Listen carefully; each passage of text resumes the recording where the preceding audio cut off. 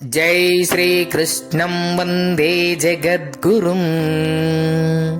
భగవద్గీత మకరందము 14వ అధ్యాయము గుణత్రయ విభాగ యోగము 1వ శ్లోకము. అఖండ పరమార్థ జ్ఞానము యొక్క మహిమను వర్ణించుచున్నారు. శ్రీ భగవానువాచ పరం భూయః ప్రవక్ష్యామి జ్ఞానానాం జ్ఞానముత్తమం యజ్ఞాత్వా మునయః సర్వే పరాం సిద్ధిమితో గతః.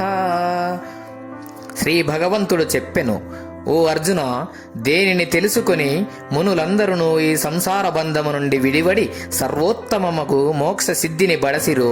అట్టి పరమాత్మ విషేకమైనదియు జ్ఞానములలోకెల్లా ఉత్తమమైనదియునగు జ్ఞానమును మరలా చెప్పుచున్నాను.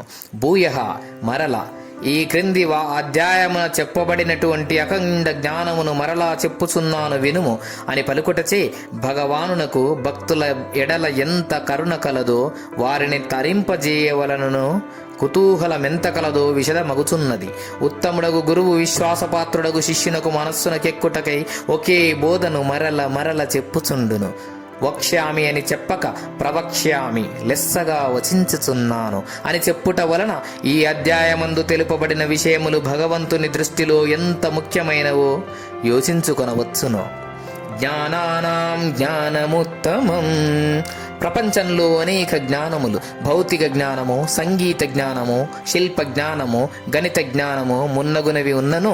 వాని అన్నింటిలోనూ భగవానుని దృష్టిలో ఆధ్యాత్మిక జ్ఞానమే సర్వశ్రేష్టమైనదని ఈ వాక్యము ద్వారా మరియు పరం అను పదము ద్వారా స్పష్టమగుచున్నది. యజ్ఞాత్వా మునయః సర్వే. ఈ జ్ఞానమును తెలుసుకొని పూర్వము మునులందరూ బంధ విముక్తులైరనీట తెలుపబడినది. ఔషధము యొక్క శ్రేష్టత్వము రోగులపై అది కలుగజేయు ఫలితము మీద ఆధారపడియుండును. దేని సేవనము చే రోగము శమించునో ఆ ఔషధము చాలా గొప్పదని అర్థము. అట్లే పూర్వము మునులందరూ ఈ జ్ఞానము సేవించుట వలన బంధరహితులై శాశ్వత మోక్ష పదము నొందిరనీట తెలుపుటచే ఈ జ్ఞానము యొక్క మహిమ వెల్లడియగుచున్నది. ప్రత్యక్ష ఫలితమును చూపుట ద్వారా భగవానుడు జనులకు జ్ఞానముపై పరమ విశ్వాసమును కలుగజేయుచున్నాడు. సర్వే అని చెప్పుటచే ఈ జ్ఞానము నెరింగిన వారిలో ఒకరు కూడా ముక్తిని బడయక నుండలేదనియు అందరును తరించి పోరీరనియు తెలియచున్నది. అయితే మునయః మననశీలురు అని పేర్కొనుట వలన వారందరూ తత్వమును బాగుగా మననము చేసి తరించిరి గాని వాచా జ్ఞానము చే కాదని స్పష్టమగుచున్నది. పరాం సిద్ధిం. మోక్ష సిద్ధి అన్నింటికంటేను గొప్పదని చెప్పబడుటచే చిన్న చిన్న ప్రాపంచిక పదవులను గతులను గొప్పగా తలంచి మురసిపోక వానికంటే ఎన్నియో రెట్లు ఆనందకరమైనటువంటి పరమాత్మ పదమును జ్ఞానము సముపార్జనము ద్వారా పొంది ధన్యులు కావలయును.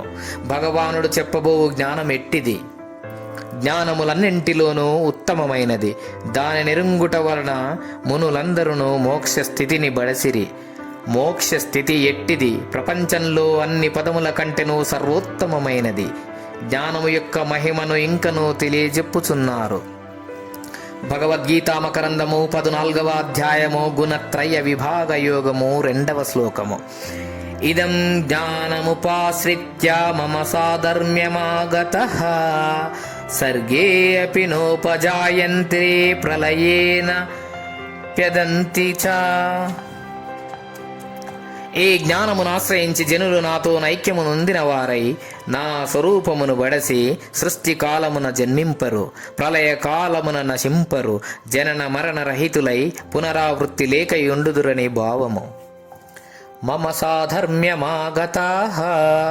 జ్ఞానము యొక్క అఖండ మహిమను తెలియజేయుచున్నారు. ఈ జ్ఞానమును తెలుసుకుని వారు సాక్షాత్ భగవంతునితో ఐక్యముంది భగవద్రూపులేయగుచున్నారు. జ్ఞానేత్వాత్మైవ మే మతం అని పూర్వము ఈ భావమునే గీతాచార్యుడు 7వ అధ్యాయము 18వ శ్లోకమున తెలిపియుండిన.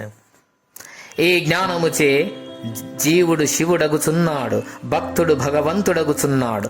సాధర్మ్యం అని చెప్పుట వలన జ్ఞాని భగవంతునితో సరి సమానమైన రూపము ధర్మములు కలిగియుండునని స్పష్టమగుచున్నది.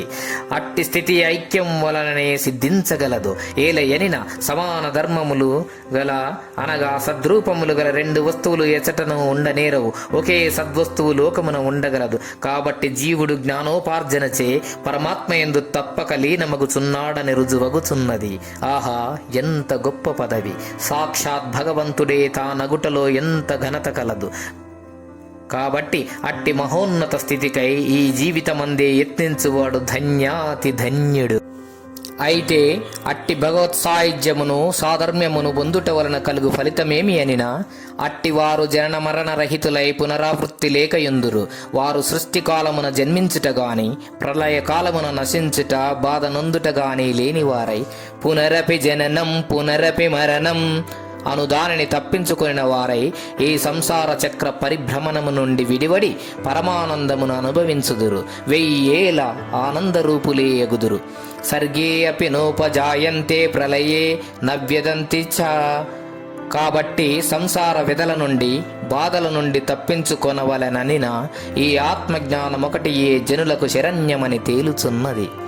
ఈ జ్ఞానమును పొందుట వలన కలుగు ఫలితమేమి?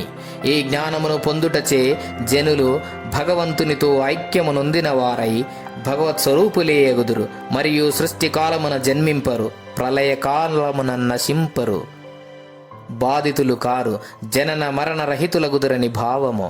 దీనిని బట్టి భగవత్ సాయుధ్యమును మోక్షమును పొందుటకు ఉపాయమేమి? పరమార్థ జ్ఞానమును బడయుటయే. జై శ్రీకృష్ణం వందే జగద్గురుం. గీతాచార్యులు.